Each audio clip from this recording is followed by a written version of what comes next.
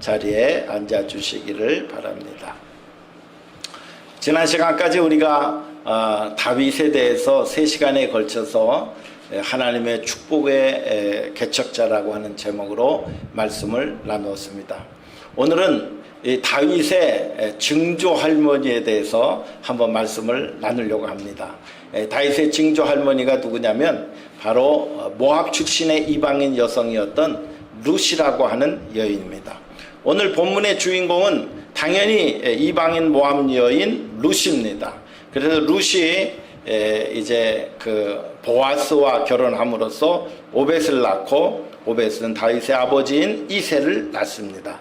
다시 말씀드리면 이 보아스는 다윗의 증조 할아버지고 룻은 다윗의 증조 할머니가 된 것입니다. 그래서 신약 성경의 첫 페이지에는 다음같이 시작하고 있습니다.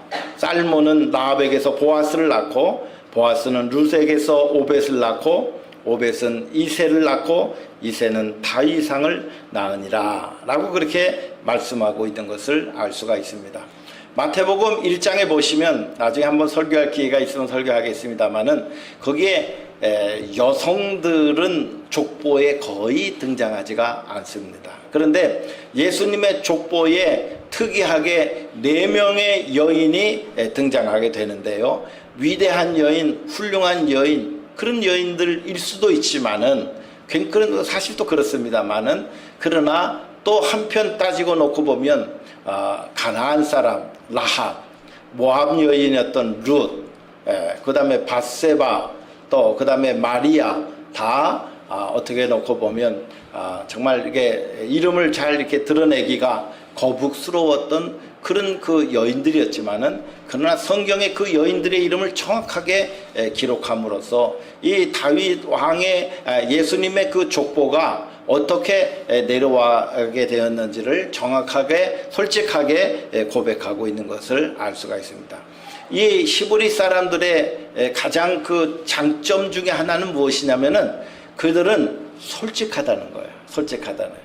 그래서 6월절이 되면 그들은 그 자녀들에게 항상 가르칩니다. 우리는 애굽에서 노예 생활하던 사람이었다. 그런데 하나님께서 우리를 구원해 주시고 가나안 땅으로 우리를 불러주시고 가나안 땅을 우리에게 선물로 주셔서 거기서 하나님을 믿는 그런 그 계약 백성이 되었다고 분명히 가르치고 있습니다. 우리는 과거에 부끄러웠던 역사가 있다고 한다면 감추길 원하고요. 좋은 것만 드러내길 원해요. 그러나 히브리 사람들은 하나님 앞에서 정직하게 살려고 노력하고 그리고 그들이 가지고 살았던 여러 가지 어려움과 역경에 대해서도 부끄러움 없이 얘기하고 있는 것을 알 수가 있습니다. 오늘 이 룻이라고 하는 여인이 살았던 시대는 사사시대라고 하는 시대입니다. 이 사사시대는 출애굽 당시에 모세와 함께 하나님께서 10가지 재앙을 바로에게 행하시고 광야에서 40년 동안 먹이시고 보호하여 주셨다가 이 가나안 땅에 이제 들어와서 정착하고 살았던 그 세대의 다음에 해당되는 세대들입니다. 이 세대들이 이제 자라면서 이 하나님의 위대하심과 하나님의 전능하신 하나님을 다 잃어버리게 되고 말았습니다. 여러분, 살기가 편하잖아요? 그러면 하나님을 잃어버리게 됩니다. 미국 땅도 하나님 앞에서 살기가 이제 편해지게 되면 하나님을 잃어버리게 됩니다. 그러나 역경의 순간을 만나고 어려움의 순간을 만나게 되면 사람은 어떻게 됩니까? 겸손해지게 됩니다. 그리고 하나님 앞에 그 도우심을 구하게 되는 것을 알 수가 있습니다. 어쨌든 이 사사시대는 그들이 수많은 외적으로부터 침입을 받게 됩니다. 그리고 계속해서 어려움을 겪게 됩니다. 어려움을 겪을 때마다 하나님 앞에 부르짖어 기도합니다. 하나님 도와주세요. 하나님 살려주세요. 그렇게 할 때마다 하나님께서 사사라고 하는 이 판관이라고 하는 이런 분들을 하나님께서 세우셔서 외적들을 물리치게 하시고 이스라엘의 평화가 오게 하시는 것을 알 수가 있습니다. 그리고 이 사사시대의 가장 특징적으로 나타내는 용어가 있는데요. 그들은 하나님 앞에서 신앙생활을 하는 것이 아니고요, 하나님의 말씀이 점점 사라지게 되어서 자기들의 소견에 좋은 대로 행하였다, 그렇게 얘기하고 있습니다. 여러분, 우리가 하나님을 믿을 때에 하나님의 말씀에 순종하고 살아가는 신앙인들이 되어야 되지, 내가 내 소견에 맞게 내가 이렇게 하면 되겠다, 내가 이렇게 하면은 뭐 별로 문제가 없겠다, 내 소견에 판단되는 대로 신앙생활하면 죄송한 말씀드립니다, 망합니다. 그래서 하나님 앞에 여러분들 신앙생활 하실 때 하나님께서 가르쳐 주시는 말씀대로 우리가 순종하려고 몸부림칠 때에 우리의 신앙이 영적으로 성숙하게 되고 하나님과 가까워지게 되고, 그리고 내 판단보다도 하나님의 그 의로우신 생각을 따라가게 되는 줄로 믿습니다. 아담이 선악과를 먹을 때에 하와와 같이 선악과를 보니까 하나님께서 먹지 말라고 분명히 말씀하셨는데 선악과를 본즉 어떻게 됐어요? 내 판단에 보암직도 하고 먹음직도 하고 지혜롭게 할 만큼 탐스러운지라. 그래서 하나님께서 먹지 말라고 한 그 선악과를 내가 가지고 있는 판단으로 판단하여서 그 말씀에 불순종하게 됨으로 말미암아 인류 안에 불순종의 죄악이 그리고 죽음이라고 하는 것이 우리 인간에게 들어오게 된 것을 알 수가 있습니다. 사사시대의 사람들은 하나님을 점점 잊어버리게 되었습니다. 이 시대의 신앙은 퇴보하였습니다. 타락하는 것을 반복하는 시대에 살고 있었습니다. 이 사사들이 오늘 성경 룻기 1장 1절에 말씀 보니까 사사들이 치리하던 때에 그 땅에 흉년이 드니라. 유다 베들레헴의 한 사람이 그 아내와 두 아들을 데리고 모압 지방으로 가서 거류하는데 그 사람의 이름은 엘리멜렉이요 그 아내의 이름은 나오미요 그 두 아들의 이름은 말론과 기련이니 유다 베들레헴 에브라 사람이더라. 그들이 모압 지방에 들어가서 거기 살았다, 그렇게 얘기를 합니다. 오늘 성경을 보면 이 성경의 표면적인 그 베들레헴을 떠났던 이유에 대해서 이야기합니다. 그 이유는 뭐냐면 그 땅에 흉년이 들었다라고 그렇게 얘기를 합니다. 이 베들레헴이라고 하는 땅은 뭐냐면 베이틀레헴이라고 하는 그런 그 히브리 말을 가지고 있습니다. 그래서 이 베이트라고 하는 것은 집이란 뜻이고요, 그리고 레헴이라고 하는 말은 떡이란 뜻입니다. 빵이란 뜻입니다. 그래서 베이틀레헴이라고 하는 것은 이제 떡집, 쌀집, 빵집, 이렇게 방앗간이 있는 그런 집을 말하는 것입니다. 그래서 수원 밑에도 가면 병점이라고 하는 데가 있는데 제가 거기서 학교에서 공부도 하게 했습니다만은, 그런데 이 그 베이틀레헴이라고 하는 이 베들레헴이라고 하는 땅은 뭐 어떤 땅이냐면 풍요로운 지역이었어요. 그리고 거기 살만한 지역이었습니다. 그런데 그 땅에 흉년이 들어서, 그리고 이 엘리멜렉과 그 두 아들과 그 부인이 모압 지역으로 나오게 합니다. 그런데 그 내면적인 것을 한 번 더 보시면 거기에 성경 21절에 뭐라고 했냐면 내가 나갈 때에 베들레헴에서 나갈 때에 풍족하게 나갔더니 여호와께서 내게 비어 돌아오게 하셨느니라. 흉년이 들었지만은 그들이 가진 것이 넉넉했었습니다. 살만했었습니다. 그러나 그들이 모압 지역으로 가게 된 이유가 무엇이에요? 더 풍요로운 삶을 살아봐야 되겠다 하는 생각으로 하나님을 섬기는 신앙의 땅에서 이방의 땅으로 가게 되는 것을 알 수가 있습니다. 여러분, 미국으로 이민 오시면서 여러분들은 어떤 목적을 가지고 오셨습니까? 다행히 이 미국이라고 하는 땅은 여러 가지 한국하고 맞지 않는 것들이 많이 있지만은, 그러나 신앙이 아직도 살아있는 나라이기 때문에 여러분 더 우리가 알게 모르게 더 좋은 곳으로 오실 거예요.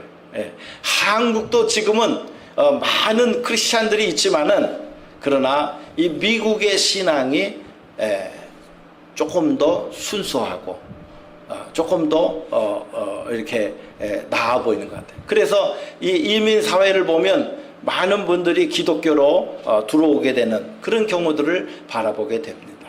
그런데 중요한 것은 우리 이민교회가 꼭 생각해야 될 것은 우리가 외로워서 또 교제하기 위해서 사람 사귀기 위해서 비즈니스 하기 위해서 우리가 교회로 들어오기는 하지만은 그러나 중요한 것은 살아계신 하나님을 꼭 만나야 된다는 사실입니다. 할렐루야. 우리가 교회 생활하면서 나는 하나님을 만났는가? 예수 그리스도를 통하여 신앙의 죄의 사죄함을 받고 예수님을 나의 구주로 영접하였는가? 라고 하는 것을 우리가 끊임없이 확인하면서 신앙생활 해야 될 줄로 믿습니다.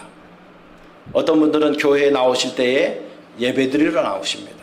하나님을 섬기러 나오십니다. 그러나 어떤 분들은 외로워서 교제하기 위해서 사람 만나기 위해서 아주 초창기 이민생활 때는 정보를 얻기 위해서 한식 한번 식사 한번 하기 위해서 이렇게 나오는 분들도 있습니다. 그러나 어떤 이유 때문에 나오시든지 상관없습니다. 나오셨다라고 하는 것은 중요한 거예요.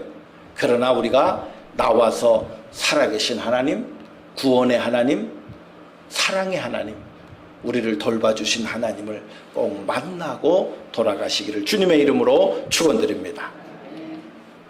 엘리멜렉이라고 하는 사람의 이름의 뜻은 엘리라고 하는 말은 나의 하나님이라는 뜻이에요. 나의 하나님. 그 다음에 멜레크라고 하는 것은 왕이라고 하시는. 그래서 나의 하나님은 왕이십니다 라고 하는 그런 뜻을 가지고 있는 거예요. 그러니까 그 부모가 이 엘리멜렉을 낳았을 때에 얼마나 기뻤으면 그 아들의 이름을 나의 하나님은 왕이시다라고 하는 그런 하나님을 지극히 높여드리는 이름을 그 아들에게 부여했습니다. 그런데 이 엘리멜렉은 그 이름을 지어준 부모의 기대에 부합하지 못했습니다. 조금 더 풍요로운 삶, 조금 더 살기 좋은 삶, 조금 더 재물에 더 그 부여를 쫓아서 이방의 땅 모압으로 이주하였던 것을 알 수가 있습니다. 제가 전에도 한번 설명을 했습니다. 여러분, 북미주와 남아메리카는 그 경제 상태나 나라의 그 강력함이 전혀 달라요. 미국은 무엇을 위해서 왔습니까? 청교도들이 신앙을 지키기 위해서 왔습니다. 제가 그 보스턴 지역의 클리머스라고 하는 곳에 제가 여러 번 갔습니다. 거기 청교도들이 배를 타고 왔는데요. 아주 크지 않은 배예요. 거기서 오다가 절반이 죽었습니다. 그리고 혹독한 겨울을 지나면서 또 절반이 죽었어요. 그래도 그들은 그 혹독한 겨울을 나고 원주민들한테 농사 짓는 법을 배워서 첫 농사 추수감사 예배를 그들이 거기서 인디언들을 초청해서 하나님 앞에 예배하면서 이 미국 땅이 시작이 되었습니다. 하나님 우선주의로 시작했던 이 미국 땅을 하나님께서 가장 세계에서 강력한 나라로 삼아 주셨습니다. 전 세계대전, 1차 세계대전, 2차 세계대전이 일어나는 가운데도 이 하와이를 제외하고서는 미국 땅에 전쟁이 일어나지 않고 모든 산업이 그대로 보존하게 하셨습니다. 그래서 전 세계가 다 망가졌을 때도 미국은 망가뜨리지 않으셔서 하나님께서 미국에서 많은 물건을 만들게 하시고 수출하게 하셔서 미국을 가장 강력한 나라로 하나님께서 만드신 것을 저는 확인합니다. 지금도 우리 미국 땅이 하나님 앞에서 바른 신앙을 가지고 살아나갈 때 이 험난한 추락하는 미국의 이 나라의 그 위세를 하나님께서 다시 세워주실 수 있다고 생각합니다. 신앙이 바로 서면 우리가 눈에 보이지 아니하시는 하나님의 도우심과 하나님의 능력을 우리가 다시 한번 체험하게 될 줄로 믿습니다. 미국을 위해서도 기도해야 됩니다. 남미는 무엇을 위해서 왔어요? 금을 찾아서 왔습니다.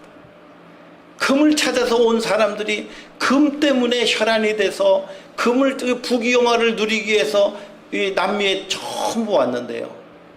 지금 아주 끔찍한 여러 전쟁과 그리고 지금도 이 남미에 있는 나라들을 보면 거기서 풍부한 지와 자원이 많은데도 불구하고 그들은 정말 최빈국으로 지금도 가난과 폭동과 또 그다음에 여러 가지 그 마약과 또 갱단들, 반정부 세력, 이런 세력들에 의해서 지배를 받고 있는 그런 그 비참한 나라들이 된 것을 알 수가 있습니다. 우리가 신앙생활 한다라고 하는 것은요, 하나님의 역사의 섭리를 우리가 믿고 신앙생활 하는 것입니다. 신앙생활 할 때에 하나님이 살아계시다는 것을 알고 역사의 주관자이시고 우리의 삶을 주관해 주시는 그 하나님이시라고 합니다. 우리가 기도할 때 이렇게 기도합니다. 생사화복을 주장하시는 하나님. 할렐루야. 사람이 살고 죽는 것과 복을 얻는 것과 화를 만나는 것도 다 하나님 손에 달려 있습니다. 우리가 하나님 앞에 바로 설 때에 하나님께서 우리에게 예비하신 은혜와 축복을 우리에게 허락하여 주실 줄로 믿습니다. 하나님 섬기는 일에 소홀히 하지 마십시오. 이 이방의 땅으로 갔었던 엘리멜렉이 너무나도 큰 어려움을 만나게 됩니다. 거기서 이 엘리멜렉이 그의 두 아들과 함께 한꺼번에 죽음을 당하게 되는 그런 그 어려움을 경험하게 되는 것을 알 수가 있습니다. 성경은 이 두 사람이 어떻게 죽었는지 설명하지 않고 있습니다만, 그러나 결과적으로 한 가정이 몰락하게 되는 것을 우리는 발견하게 됩니다. 엘리멜렉과 그 두 아들이 이방 땅에서 모두 죽게 되어지고 대가 끊기게 되는 그 결과를 맞이하게 되었습니다. 우리도 살다 보면 지독한 어려움을 만나게 됩니다. 나오미처럼 이방 땅에서 남편과 두 아들을 잃어버리게 되는 순간들도 우리에게 있을 수 있습니다. 남 얘기가 아닙니다. 오늘 우리가 이민의 삶을 살면서 우리가 처해져 있는 여러 가지 어려움들을 돌이켜놓고 볼 때 이 나오미가 경험했던 이 고통과 아픔의 순간들을 왜 우리라고 없었겠습니까? 룻기 1장 20절에 있는 말씀 보니까 나오미는 자기를 향하여 나의 이름을 더 이상 나오미로 부르지 마세요 라고 그렇게 얘기합니다. 나오미라고 하는 것은 사랑스럽다, 감미롭다, 귀하다 라고 하는 그런 의미를 가지고 있습니다. 그러면서 이 나오미는 이제 나를 나오미라 하지 말고 말하라 라고 얘기하라고 하는, 괴롭다, 쓰다, 고통이다 라고 하는 그런 이름으로 나를 불러달라고 얘기했습니다. 과거에는 온유함이 있고 온화함이 있고 기쁨이 넘쳤던 그런 때가 있었지만 현재는 고통과 아픔만이 나의 삶을 지배하고 있습니다. 저는 이민 1세대를 가리켜서 거룩한 순교자로 사세요 라고 그렇게 제가 늘 강조합니다. 이건 제가 만들어낸 말입니다. 이민 1세대는 거룩한 순교자로 살아야 됩니다. 이민 와서 내가 부귀영화를 누리기를 원하시면 여러분 잘못된 생각입니다. 나는 이민 첫 세대, First Generation으로서 나는 순교자로 살겠습니다. 그리고 누구를 위해 기도해요? 우리 믿음의 자녀손들을 위해서 기도하고 우리 한인 자녀손들을 위해서 기도하고 저는 그렇게 늘 기도합니다. 우리 믿음의 자녀손들이 누구든 좋습니다. 그 친구들이 미국 땅을 책임지는 순간이 오게 하여 주옵소서. 하나님의 신앙으로 회복시키는 원동력들이 되게 하여 주옵소서. 우리 믿음의 자녀손들이 신앙 안에서 크고 그리고 이 땅에서 거룩한 지도자로 세움받도록 우리가 기도하고 우리는 거룩한 순교자로 나는 죽겠습니다. 기도하다 죽겠습니다. 그들을 바라보며 소망을 삼다가 죽겠습니다. 그들을 잘 섬기며 살다가 죽겠습니다. 그래서 제가 오렌지 카운티에 있으면서 여러 이제 그 의원들 또 시장님들 같이 모여서 제가 제안을 했습니다. 우리가 정치학교를 하나 만들자. 그래서 우리 1.5세 2세들을 우리 정치학교를 만들어서 그들에게 정치인으로 나아갈 수 있는 그런 꿈도 키워주고 또 펀드레이징도 해서 그들도 후원할 수 있는 그런 일들도 하자고 그렇게 제안을 했습니다. 제가 섬기고 있는 미주에 있는 기독실업인회에다 제가 제안을 했습니다. 우리가 장학생들에게 장학금을 주자. 그래서 펀드레이징을 해가지고 재작년에는 제가 장학위원장으로 4만 불을 또 학생들에게 나눠줬습니다. 작년에는 2만 불을 나눠줬습니다. 금년에도 2만 불을 나눠줄 겁니다. 제가 카톡에다가 장학생들을 신청하라고 말씀을 드렸는데 우리 한 1,000불씩 해가지고 우리 학생들한테 장학금을 계속해서 나눠주고 있습니다. 내년에는 더 많은 기금을 모으도록 제가 지금 아이디어를 드리고 있습니다. 그래서 우리가 이 땅에 살아가면서 젊은이들, 그 장학금 받으러 오는 젊은이들 보면 그 1,000불이 적은 돈 같아도요, 너무 귀하다는 거예요. 너무 감사하다는 거예요. 꼭 필요했다라고 하는 거예요. 그래서 저는 여러분들이 이 땅에 사시면서 살만 하시거든, 뭐 삶이 어려우시더라도 우리 차세대에 우리가 지원하고 후원하고 기도해주고 격려하는 일에 많이 도네이션도 하시고 또 그런 일들에 동참하시기를 제가 계속해서 권면하고 있습니다. 나오미가 큰 재난을 맞이했습니다. 나를 말하라고 불러달라고 할 만큼 그렇게 얘기했습니다. 그에게 아무도 남은 것이 아니었습니다. 말년과 기론과 결혼했던 두 모함 여인, 두 며느리가 남았습니다. 그 젊은 며느리들에게 얘기합니다. 하나님께서 나를 괴롭게 하셨는데 너희는 아직 젊으니 너희가 너희의 고향 땅으로 돌아가서 너희가 섬기던 그 신을 섬기고 네 고향에게로 돌아가서 네 앞날을 도모해라 라고 얘기합니다. 이 두 며느리가 얼마나 참 귀한 며느리인지, 그 시어머니가 그렇게 권면을 하는데도 불구하고 절대로 가지 않습니다. 그랬더니 나오미가 또 며느리들에게 아니라 가라 권면하니까 첫째 며느리였던 오르바는 소리를 높여 울더니 오르바는 그 시어머니에게 입맞추되 룻은 그를 붙잡았더라. 첫째 며느리는 그 어머니의 그 강요에 못 이겨서 자기의 고향으로 돌아가 버리고 말았습니다. 그런데 이 둘째 며느리였던 룻은 어머니에게 그렇게 얘기합니다. 자, 우리 룻기 1장 16절 17절 우리 한번 큰 소리로, 잘 안 보이실 수 있는데 한번 읽어보겠습니다. 시작. 룻이 가로되 나로 어머니를 떠나며 어머니를 따르지 말고 돌아가라. 강권하지 마옵소서. 어머니께서 가시는 곳에 나도 가고 어머니께서 유숙하시는 곳에서 나도 유숙하겠나이다. 어머니의 백성이 나의 백성이 되고 어머니의 하나님이 나의 하나님이 되시리니 어머니께서 죽으시는 곳에서 나도 죽어 거기 장사될 것이라.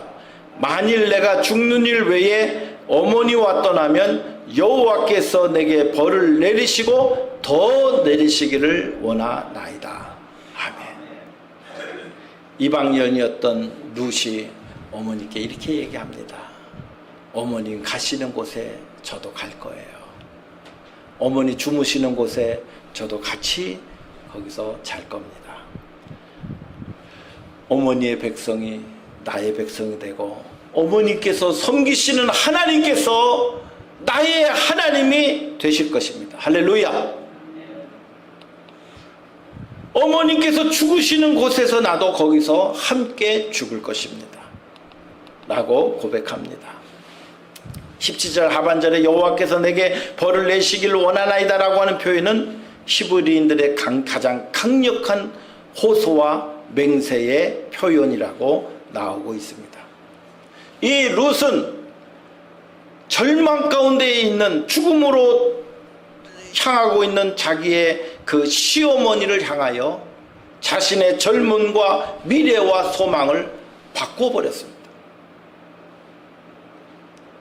이것이 룻의 위대함입니다.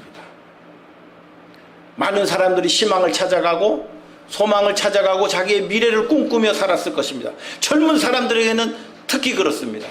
그러나 룻은 절망 가운데 있는 어머니, 죽음으로 가는 어머니, 빈털터리로 고향으로 돌아가는 그 어머니의 고달픈 여정을 나도 함께 따라가겠습니다.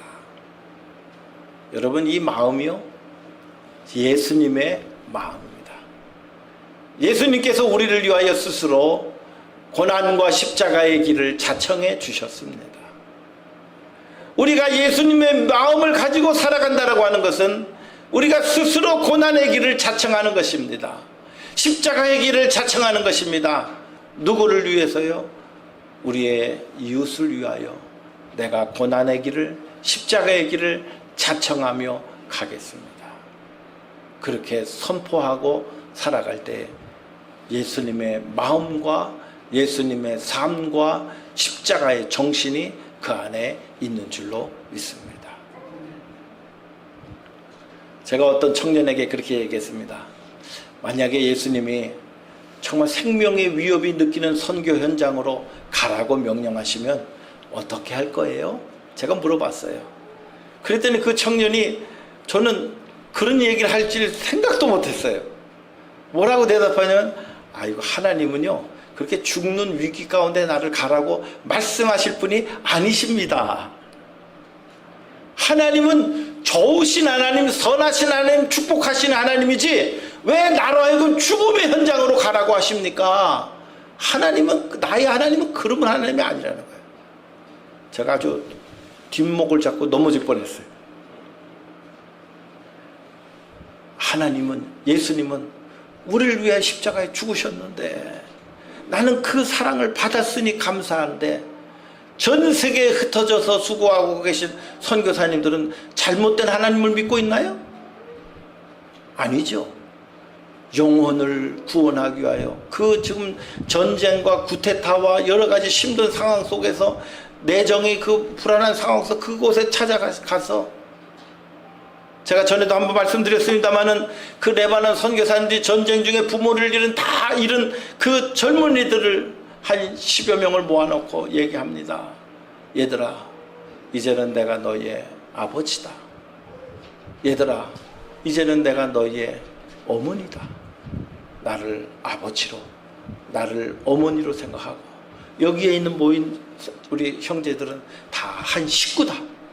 그렇게 우리가 용기를 갖고 한번 살아보자 얘기하고 동그랗게 둘러앉아서 그 레바논을 위해서 함께 눈물로 기도하는 그 선교사님과 그 어린 고아들을 제가 보았습니다. 고통받고 힘들어하고 아파하고 있는 그 삶의 고통의 현장 가운데 우리 주님께서 가라고 말씀하실 때에 주여 제가 여기 있나이다. 나를 보내소서 라고 이야기할 수 있는 용기가 바로 예수님의 마음인 줄로 믿습니다. 이러한 룻의 효행은 베들레헴으로 돌아온 후도 계속되어집니다. 온 베들레헴의 동네가 룻의 효행을 칭찬하였습니다. 그리고 룻은 이 어머니께서 순종하라고 명령하시는 그 모든 일에 순종합니다. 놀라운 일이죠? 거기에 가서도 순종하는 그런 일들을 하고 있는 것을 알 수가 있습니다. 여기서 우리가 중요한 것 하나는 뭐냐면 어머니의 하나님이 나의 하나님이 되겠습니다 라고 하는 이 나오미의 신앙의 위대함입니다. 나오미는 예수 믿자, 하나님 믿자, 하나님 믿어야 구원이 있어 이렇게 강요하지 않았습니다. 이 시어머니였던 나오미는 그 하나님을 믿는 그 신앙의 그 인격적인 사랑의 관계를 통해서 하나님을 믿는 것이 이렇게 좋은 일이구나. 내가 섬겼던 이방신을 믿는 것과는 전혀 다른 그런 그 위대하신 하나님을 지금 우리 시어머니께서 섬기고 계시는구나 하고 자발적으로 감동해서 감격해서 그 어머니의 고통에 동참할 뿐 아니라 어머니가 믿고 계신 그 하나님을 나의 하나님으로 삼겠다고 이야기하고 있는 것을 알 수가 있습니다. 여러분, 여러분의 자녀들에게, 여러분의 이웃들에게 하나님을 믿으라고 강요할 수도 있지만은 당신이 믿는 하나님을 나도 믿고 싶어요 라고 이야기하고 고백하고 나오실 수 있는 여러분의 자녀와 여러분의 이웃들이 있기를 주님의 이름으로 축원드립니다. 하나님이 살아계신 증거를 갖고 살아가는 것입니다. 룻기 4장 15절과 17절에는 이런 말씀이 나옵니다. 거기에서 보아스를 만나게 하시고 룻이 그리고 자녀를 낳게 하십니다. 이는 내 생명의 회복자이시며 내 노년의 봉양자라 곧 너를 사랑하며 7 아들보다 귀한 내 며느리가 낳은 자로다 하니라. 나오미가 아들을 받아 품에 품고 그의 양육자가 되니 그의 이웃 여인들이 그에게 이름을 지어주어 나오미에게 아들이 태어났다 하며 그 이름을 오벳이라 하였는데 그는 다윗의 아버지인 이새의 아버지였더라. 나오미가 남편도 잃고 자식도 다 잃었는데 이방 며느리 룻을 통하여 자신의 아들을 얻게 되는 축복을 경험하게 되는 것입니다. 놀라운 하나님의 신비한 은혜죠. 놀라운 하나님의 신비한 축복인 줄로 믿습니다. 우리가 상상할 수 없는 놀라운 은혜를 하나님께서 부어주고 계신 것을 알 수가 있습니다. 우리가 인격적으로 하나님을 잘 섬기고 이웃에게 아름다운 영향력 끼칠 때 하나님께서 그를 축복해 주십니다. 나오미는 룻을 통하여 그 기쁨을 얻었습니다. 더욱이 손주까지 품에 안게 되었습니다. 나오미가 룻을 인도하여 하나님을 알게 하고 보아스로부터 구원을 받게 인도한 것처럼 우리의 신앙도 본이 되는 신앙인이 될 수 있기를 바라는 것입니다.